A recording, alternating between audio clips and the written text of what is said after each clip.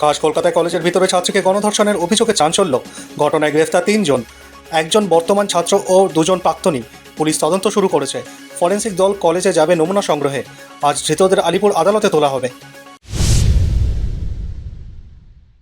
আজ রথযাত্রা। দীঘা ও পুরীতে উৎসবের আমেজ চরমে। দীঘায় অক্ষয় তৃতীয়ার পরেই এবারই প্রথম জগন্নাথ মন্দিরে রথযাত্রা পালিত হচ্ছে। ভিড় জমেছে পুণ্যার্থীদের। সকালে বৃষ্টি শুরু হলেও ভক্তদের ভিড়ে ভাটা পড়েনি। এসসিও সামিটে চীনার প্রতিরক্ষা মন্ত্রী ডং জনের সঙ্গে বৈঠকে 4 দফা প্রস্তাব দিলেন রাজনাথ সিং। প্রস্তাবগুলির মূল বিষয়: 1. আগের সেনা প্রত্যাহার পরিকল্পনা বহাল রাখা। 2. সীমান্তে শান্তি বজায় রেখে ভৌগোলিক সীমারেখা অপরিবর্তিত রাখা। 3. মতবিরোধ মেটাতে বিশেষ প্রতিনিধি নিয়োগ। 4. অপারেশন সিঁদুর নিয়ে চীনকে জানানো। এটি পাকিস্তান মদতপুষ্ট সন্ত্রাসের বিরুদ্ধে ভারতের নৈতিক অবস্থান। ভুয়ো ভোটার বিতর্কের মাঝে বড় পদক্ষেপ নির্বাচন কমিশনের। এক ধাক্কায় 345টি অস্বীকৃত রাজনৈতিক দলের অনুমোদন বাতিল করল কমিশন। তবে বাতিল হওয়া কোনো দলই প্রথম সারির নয়। ওবিসি সংরক্ষণ সংক্রান্ত আদালত অবমাননার মামলায় আপাতত হস্তক্ষেপ করল না কলকাতা হাইকোর্ট। কলেজ ও বিশ্ববিদ্যালয়ে ভর্তি সংক্রান্ত রাজ্যের বিজ্ঞপ্তিকে ঘিরে করা মামলায় কোনো স্থগিতাদেশ দেননি বিচারপতিরা। মার্কিন প্রেসিডেন্ট ডোনাল্ড ট্রাম্প বৃহস্পতিবার ইঙ্গিত দিলেন ভারতের সঙ্গে বড়সড় বাণিজ্য চুক্তি হতে চলেছে।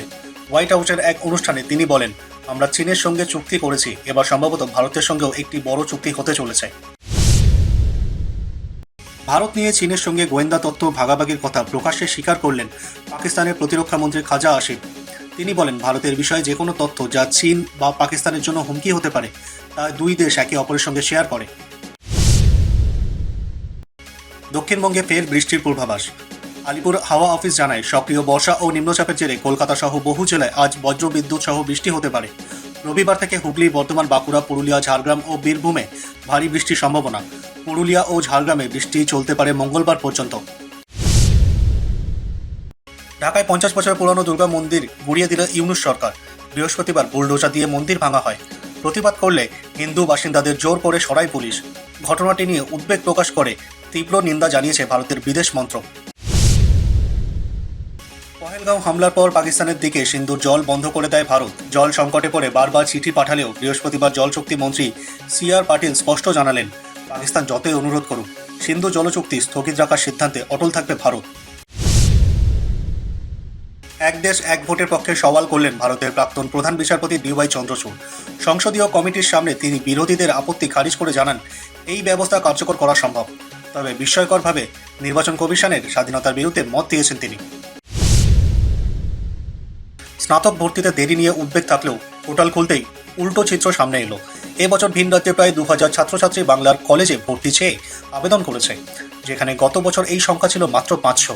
সবচেয়ে বেশি আবেদন পড়েছে বায়োলজি, বাংলা, ইংরেজি ও কমার্স বিষয়ে। মেঘালয়ের হানিমুন মার্ডার মামলায় নতুন মোড়। রাজা রঘুবংশী খুনে অভিযুক্ত 3 জনের মধ্যে 2 জন, আকাশ রাজপুত ও আনন্দ কর্মী, ম্যাজিস্ট্রেটের সামনে স্বীকারোক্তি দিতে রাজি হয়নি। যদিও পুলিশের দাবি তারা আগেই খুনের কথা কবুল করেছিল। জরুরি অবস্থার 50 বছর পেরোনোর প্রেক্ষিতে বিতর্কিত মন্তব্য RSS নেতা দত্তায়েত হোসেবলের।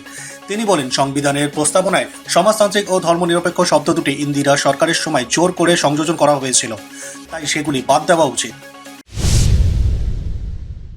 কালীগঞ্জে তৃণমূলের বিজয় মিছিলে বোমা বিস্ফোরণে মৃত্যু 13 বছরের তামান্না খাতুনের। আতঙ্কে দিন কাটাচ্ছে পরিবার। হুমকির অভিযোগও তুলেছেন তারা। পুলিশ 5 অভিযুক্তকে গ্রেফতার করেছে। 2 জনের বাড়ি থেকে মিলেছে বোমা। আরও বোমা থাকার আশঙ্কায় তল্লাশি করছে বম্ব স্কোয়াড। মুর্শিদাবাদের ফারাক্কা থেকে উদ্ধার বিপুল অস্ত্র ও কার্তুজ।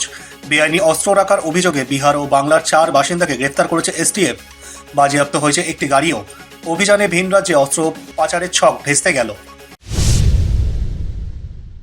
হিমাচলের ওলকি গ্রামে ফেসবুক লাইভে মৃত্যুবরণ করলেন 20 বছরের তরুণী। বুধবার সন্ধ্যায় বাড়িতে একা থাকাকালীন এই মর্মান্তিক ঘটনা ঘটে। মৃত্যুর আগে লাইভে বলেন, আমার আত্মহত্যার জন্য কেউ দায়ী নয়, কারণ এখনও অস্পষ্ট।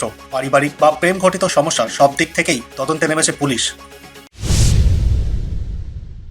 IPLকে চ্যালেঞ্জ ছুড়ে সৌদি আরব আনছে নতুন T20 লিগ, যা গ্ল্যামার ও বাজেটে IPL ও বিগ ব্যাশকেও ছাপিয়ে যেতে পারে।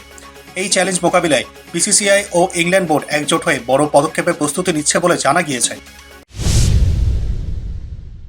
আল নাসেরেই থাকছেন Cristiano Ronaldo. Saudi pro league ক্লাবটির সঙ্গে আরও 2 বছরের চুক্তি সই করলেন তিনি। 1 মাস আগে সোশ্যাল মিডিয়া পোস্ট করে জল্পনা শুরু হলেও এবার তা শেষ হলো রোনাল্ডোর সিদ্ধান্তে। বিষ্ণুই গ্যাংয়ের হুমকি ও অজ্ঞাত পরিচয়ের আগমনের জেরে বাড়ছে সলমনের নিরাপত্তা নিয়ে উদ্বেগ। সেই কারণে এবার 3.40 কোটি টাকায় নতুন বুলেট প্রুফ গাড়ি কিনছেন তিনি। আগে থেকেই তার সংগ্রহে রয়েছে একাধিক বুলেট প্রুফ গাড়ি। পাক অভিনেত্রী হানিয়া আমিরের সঙ্গে সৌদার্জি 3-তে অভিনয় করে বিতর্কে দিলজিৎ দোসাঞ্জ। দেশ জুড়ে উঠেছে তাকে বয়কটের দাবি। তবে এই বিতর্কের মাঝেই চমক রাখি সাওয়ান্তের। তিনি প্রকাশ্যে দিলজিতের পাশে দাঁড়িয়ে সমর্থন জানালেন সর্দারজি 3-কে।